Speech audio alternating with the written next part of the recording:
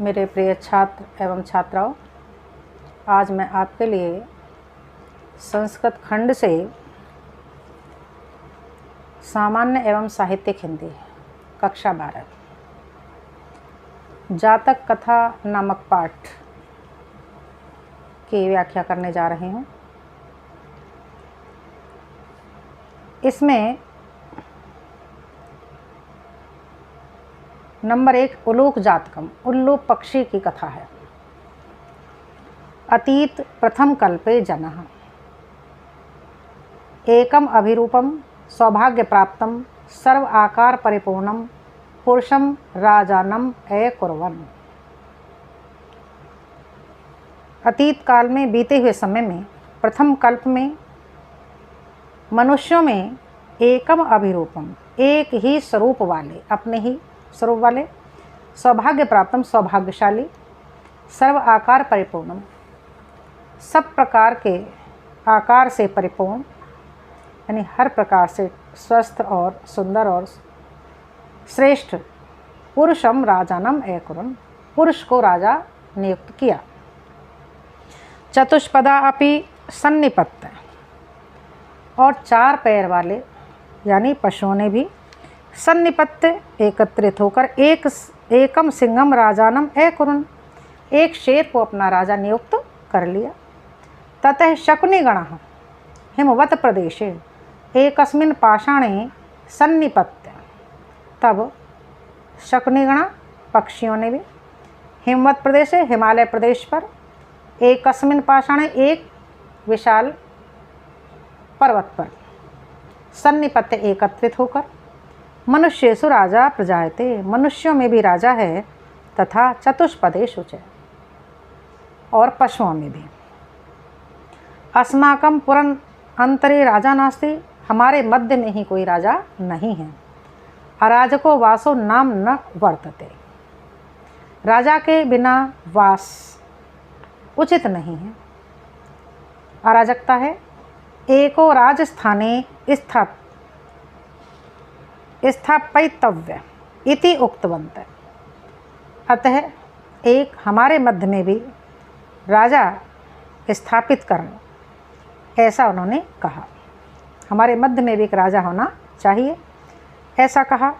अथ ते परस्परम अवलोकयन्ते, उसके पश्चात वे आपस में एक दूसरे की ओर देखते हुए, एक उलूकम दृष्ट्वा, एक उल्लू को देखकर, अयम ने रोचते, अरे यह अच्छा लग रहा है, इति एवोचन, ऐसा उन्होंने कहा।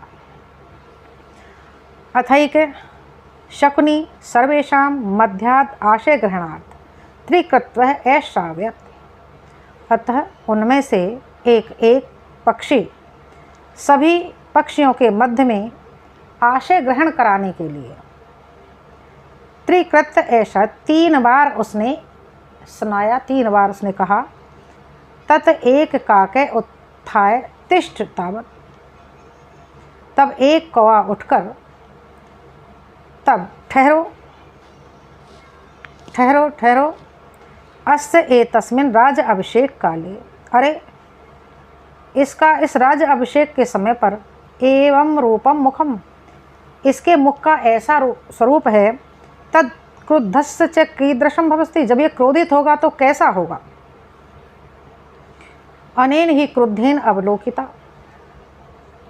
बड़े क्रोध के साथ जब ये देखेगा तो वयम तप्त कटाहे प्रक्षिप्त तिला एव तत्र तत्र ध्वंसामः, कि जब ये क्रोधित होकर हमारी ओर देखेगा तब हम सब गरम कढ़ाई में फेंके गए तिल की भांति इधर उधर जलकर भस्म हो जाएंगे।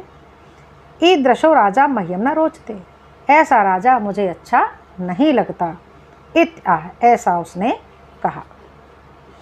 न मे रोचते भद्रम व उलूकस्य अभिषेचनम, मुझे अच्छा नहीं लगता है उल्लू का राज्य अभिषेक करना मुझे अच्छा नहीं लगता है। एक क्रुद्धस्य मुखम पश्य, अरे इसको प्रसन्नता के समय इसके मुख को देखो। कथम क्रुद्धो भविष्यति, जब ये क्रोधित होगा तो इसका मुख कैसा होगा। जब प्रसन्नता के समय पर, राज अभिषेक के समय पर इसका मुख ऐसा लग रहा है भयानक, तो जब ये क्रोधित होगा तो इसका मुख कैसा होगा। स एवं उक्त्वा, उसने ऐसा कहकर, मह्यम न रोस्ते, मह्यम न रोस्ते, मुझे अच्छा नहीं लगता, मुझे अच्छा नहीं लगता, इति विरुवन आकाशे उद्पतत, ऐसा कहते हुए पक्षी आकाश में उड़ गया। उल्लू को अपि उत्थाय, और उल्लू भी उठकर एनम अनुधात, उसके पीछे पीछे दौड़ने लगा।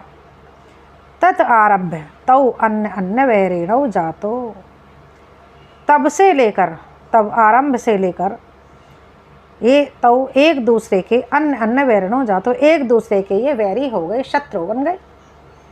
शकुनय अपि, और पक्षियों ने भी, स्वर्ण हंस राजानम कृत्वा आगमन, और पक्षियों ने भी अपना बीच में स्वर्ण हंस को राजा नियुक्त कर लिया, स्वर्ण हंस को राजा बना दिया।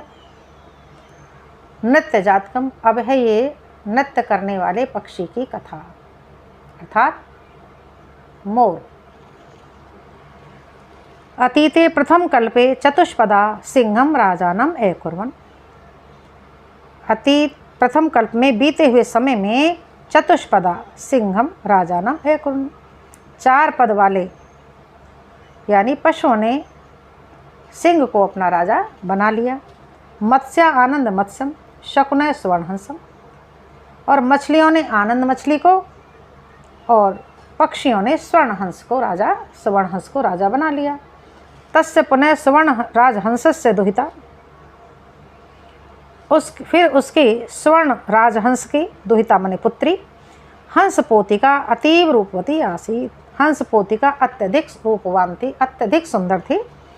स तस्से वरम दात यत सा आत्मनिश्चित रूपे चित्रुचितम स्वामिनम वृणुयात इति, तब उसने उसे वर दिया कि वह अपने मन के अनुकूल, जो उसके हृदय को अच्छा लगे, अपने स्वामी का वर्ण करे, इति ऐसा कहा।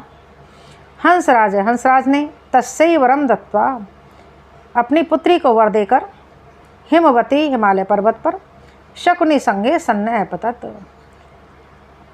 पक्षियों के समूह के साथ, पक्षी समाज के साथ वहाँ पर आकर बैठ गया। नाना प्रकार हंस मरु आदि शकुनिगणा समागत्य एकस्मिन् महति पाषाणतले सन्निपतन्, अनेक प्रकार के हंस मोर आदि शकुनिगण पक्षियों का समूह वहाँ पर आया और एक बड़े विशाल पर्वत पर आकर बैठ गए।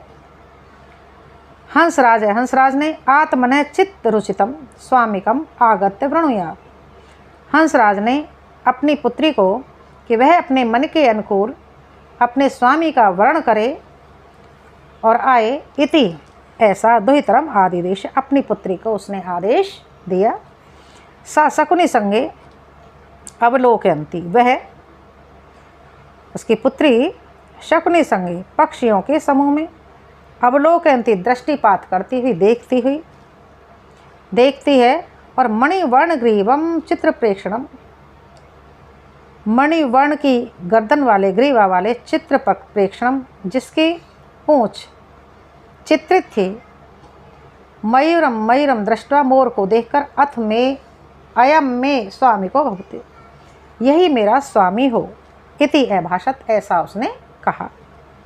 मयूर ने अद्यपि तावन में बलम न पश्यसे, अरे आज भी तुम मेरे पराक्रम को नहीं देखते हो, इति ऐसा अति गर्वेण, बड़े गर्व के साथ, लज्जांच त्यक्त्वा, लाज को त्याग कर, तावन महते, तब उन महान शकुनि संघस्य मध्य, उन पक्षी समूह के सामने मध्य बीच में, पक्षौ प्रसार्य, अपने पंखों को फैलाकर, नर्तितुम आरब्धवान, नृत्य करने लगा। नर्तन च अप्रच्छन्नो अभूत, नृत्य करते हुए वह नग्न अवस्था को प्राप्त हो गया। स्वर्ण राजहंस लज्जित, स्वर्ण राजहंस बड़े ही लज्जित हुए। अस्य नैव ही, अरे इसे तो संकोच ही नहीं है, न बरहाणाम समुत्थाने लज्जा, और ना ही पंखों को ऊपर उठाने में लाज आई है, लज्जा है। नासमयी गत त्रपाय, स्वदुहितरम दास्यामि, मैं इसको अपनी पुत्री नहीं दूंगा। इति एकथयत्, ऐसा हंसराज ने कहा। हंसराज तदैव, हंसराज तभी परिषद मध्य, उसी सभा के बीच में, आत्मने भागनया हंसपोतकाय, अपने भांजे हंसपोत के लिए दुहितरम अर्थात अपनी पुत्री को दे दिया। अर्थात उन्होंने अपने भांजे के साथ अपनी पुत्री का विवाह कर दिया। मयूरो हंसपोतकम अप्राप्त, और मोर भी हंसपोतिका को प्राप्त न करके लज्जित होकर तस्मात् स्थानात् पलायित है, उस स्थान से पलायन कर गया, अर्थात उस स्थान से बहुत दूर चला गया। हंसराजो अपि, और हंसराज भी हृष्टमान से बड़े प्रसन्न मन से स्वगृहम अगच्छत्, अपने घर को चले गए।